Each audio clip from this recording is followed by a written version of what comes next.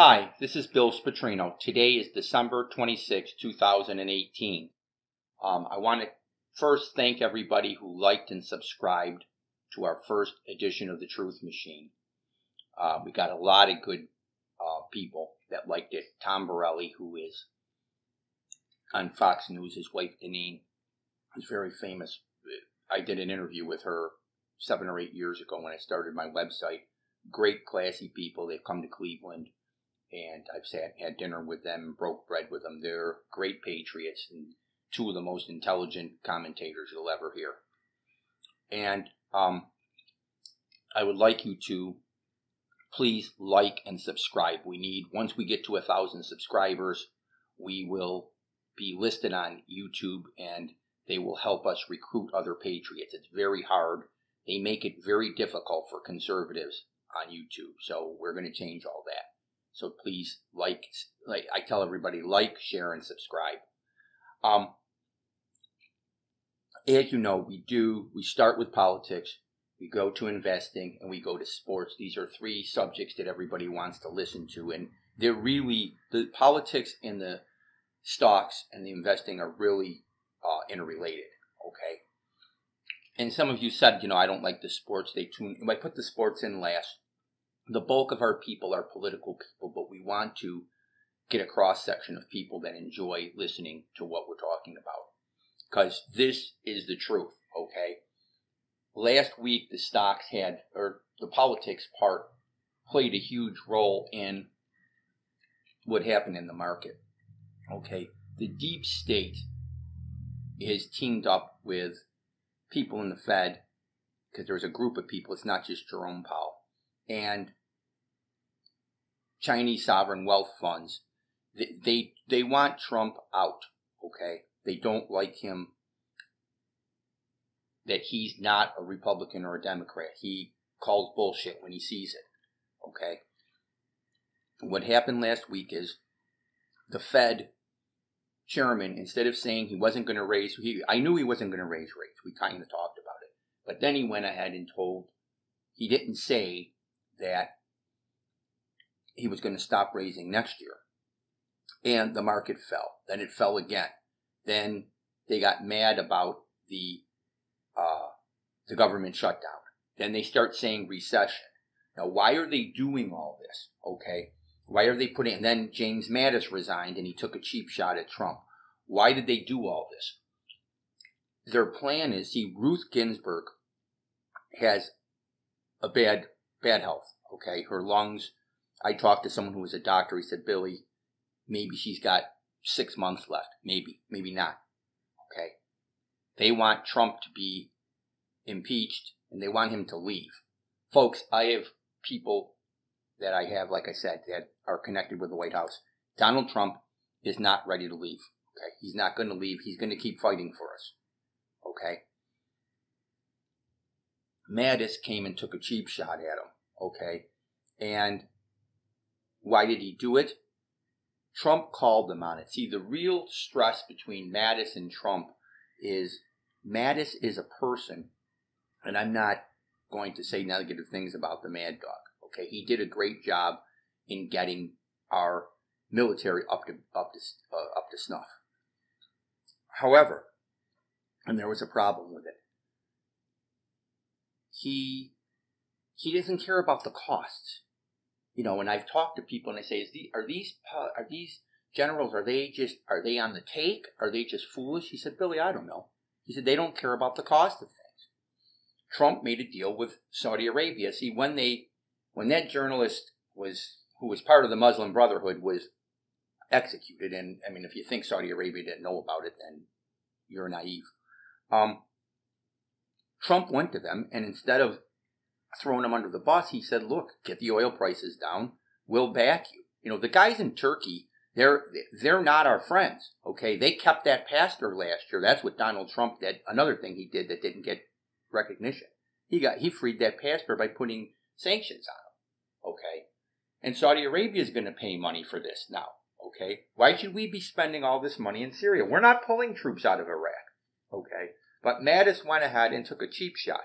And someone said to me, Billy, why do you get mad at Mattis's cheap shot? I'm mad at him because Obama threw him under the bus. He left under Obama because they wouldn't let him fight and do the things he wanted to do. Trump gave him time, okay? I don't care that he left. He took a cheap shot, okay? And it's all part of what these guys do, okay? They don't want the truth, and that's what the purpose of this channel is, to be revealed. And they took the stock market down Wednesday, Thursday, Friday, Monday. It was the worst debacle I've ever seen, okay? And I've been investing for 25 years. I've averaged 27% for the last 20 years, okay? I'm one of the top investors, I feel, in the world. My record, I don't know of other people that have done that. And I saw something that I've never seen with these guys trying to take it down. And everybody called me. And I said, this is about the media being complicit with the deep state and the Chinese sovereign wealth funds. The truth is, China over the weekend, see, I read Chinese and I read a Hong Kong paper, and it keeps me up to date. China cut the tariffs, okay, on 75 different items. Bloomberg covered it. None of the big Fox, nobody covered it. Fox, CNN, Washington Post, nobody, okay. Bloomberg had it, but they didn't feature it, okay, because they're a business thing. Also, there was a good article on President Xi and how he's losing everything. Okay, the people there are getting really angry. You think the pressure's on Trump? It's not, compared to President Xi. Okay. I believe they tried to take down our markets. And what happened, and this is the inside dope, Mnuchin had a meeting over the weekend, and I think what he did is put together what's called, and again, you won't read this in a newspaper, the Surge Protection Program. It's what it does is, in 2009, China tried to short our markets and take over our banks. And then what happened is, Buffett thought up TARP, not Ben Bernanke. And Bernanke's too stupid. He's one of those academia nuts. And Buffett came up with the idea, and then we had a program of banks and financial institutions who backed, knowing that there was going to be TARP, they bought the stocks when they were cheap. Now, someone said to me, oh, Billy, how does this work? How it works is, what happens is, let's say your kid had a lemonade stand, and let's say they were worried about going bankrupt. So the price of the lemonade stand went down.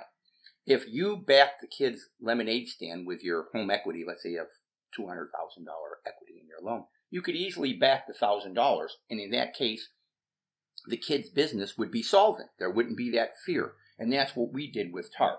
Okay, like JP Morgan didn't need TARP. Okay. Well, Mnuchin got these people together over the weekend, and instead of it being positive for the markets, they spun it as Mnuchin was nervous. Folks, Mnuchin wasn't nervous. And he's not, someone said to me, Billy, Mnuchin didn't say he was doing this. You don't tell, okay? If you're going to try to go after somebody in the stock market, you don't tell. So the market came down, and then today, the market ran. We've never had a 1,000-point day before. This is the day we should have had on November 30th, but we didn't get it because of the Huawei CEO that was grabbed. Now, I'm going to switch into investing now, and this is all kind of interrelated. Okay, the market went up today because I believe that the protection program is in. Okay, I believe the stock market put in its low on Monday for the year. Okay, for the next 6 months. Did it? There's other technical people that think I'm wrong. They're not decamillionaires. I am. Okay, I understand investing. I really believe if you are brand new to stocks, you can go to get a Robinhood account for $100, like Robinhood.com, or just go to a broker. Buy Apple. I know Apple went up 10 points today. Apple's got another 30 or 40 points to go up. Okay, buy Apple. I'm not supposed to make stock picks, but I do it. Okay, the people hearing it, Apple stock is the safest stock to buy. It earns about $13 a share. It's got about $26 of cash. Okay, you're buying it at a PE net of cash of about 10. I have done really well on Apple. It's going to sell. Okay, Apple is just a great company. They've overreacted to things. that are going on. They're trying to say that somehow they're going to go out of business in China. Folks, Apple employs about 1.5 million people in China. Okay, there's no way that Apple's going to go out of business. Qualcomm, one of my other stocks, won a judgment against them a couple weeks ago. You can't enforce it. Okay, Apple is the greatest company. It just wasn't cheap until recently. Okay, there's all this phobia about it. Now, David Tepper, and this is something you won't read in a paper, called into the CNBC the other day and said he's starting to buy stocks again. It's getting to be time. David Tepper's, he owns the Carolina Panthers. He's a multi-billionaire. Okay, one of the greatest investors. I worship him, Warren Buffett, Carl Icahn, and Ron Barron. They're all multi-billionaires, and they're like my mentors. And he said it. Now, last quarter, Tepper, Buffett, Barron, and Carl Icahn, out of those four, three of them, Barron, Tepper, and Buffett, bought Apple at 180. So you're basically getting in at the same stocks they are, but instead of getting in at 180 or 185, you're getting in at 155, okay, or 160. Okay, if you buy Apple under 165, you're doing great. Okay, just own Apple for the long term. Okay, we're not traders, we're not people who jump in and out. Okay, but you're going to get in. Now these guys, I know how they operate, and they have to report by February 15th that they bought Apple, and when they do, stock's going up. You heard it here first. Okay. The last thing we're going to talk about is the sports. We got 2 games this week. The Colts are playing Tennessee, winners in the playoffs. The Colts started the year at 1-5. Okay. I believe they're going to beat Tennessee this week. They're 8-1 in the last 9 games. Okay. They started out, they lost to the Texans, Cincinnati, the Patriots, good teams. And then obviously Cincinnati was good in the beginning of the year. Okay, once they lost A.J. Green and their quarterback, but Cincinnati, the Colts had a players-only meeting. They were 1-5. They sat down, and Sherrard, who used to play for the Browns, and he was on the Patriots championship, and this guy Good, who played for the Super Bowl champs last year, the Eagles, he sat down with them, and they had a meeting. Just players only, no coaches. And they talked, they have 12 young players, first-year players, and they told them, look, we're not getting beat up. Out of the 5 games they lost, 4 of them were one-score games in the fourth quarter. Okay? So, and the quarterback, Andrew Luck, his father, Oliver, played in Cleveland. Okay? Cleveland St. Ignatius. A lot of you that are, local Cleveland people remember him. And he played for the Houston Oilers. Well, and it was West Virginia player as well. He went to Stanford, his son, Andrew, and his record against the Titans in his career, 10 wins, 0 losses. Now, I know the Titans are a better team, and you guys in Tennessee, you have Vrabel as your coach. You guys got a great thing going on. It's going to be a great contest, but I do think the Colts end up taking it. The last thing is the Browns are playing the Ravens this week, and the loser, ironically, the Steelers, who are the Browns' arch rivals, have to root for the Browns this week. It's funny. I was talking to my producer, Michael Stifler, and his dad is a big Steelers fan, and he likes the Three Stooges like me. And I said, this is going to be the first time your dad's ever going to root for the Browns, because he has to. And Baker Mayfield, who we talked about last week, is the Rookie of the Year. It's funny because we talked about 3 teams. The Bears, they won, and Khalil Mack did great. The Saints, they won. Drew Brees did great. And the Browns, Baker Mayfield, did great. They're playing. Baltimore's been on a roll, but I think the pressure is going to be on them. I think the game's close. I don't want to jinx the Browns and pick the Browns, but I think it's going to be a great football game. And I think that it's funny because the Steelers play at 1, and then it's going to be, for the first time in more than 10 years, the Browns game is going to be the featured game of the week. And it's going to have a lot of meaning for us.